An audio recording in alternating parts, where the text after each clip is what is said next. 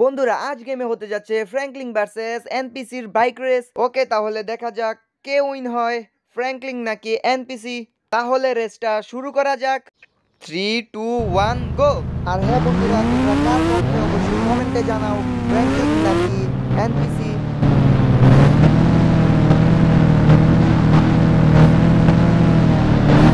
Yes বন্ধুরা, শেষ পর্যন্ত ফ্র্যাঙ্কলিনই জিতলো। ওকে বন্ধুরা, তো আজ এই পর্যন্তই। তোমাদের কাছে রেসটা কিরকম লেগেছে অবশ্যই কমেন্টে জানাও। আর চ্যানেলে যারা যারা নতুন অবশ্যই চ্যানেলটা সাবস্ক্রাইব করে যাও।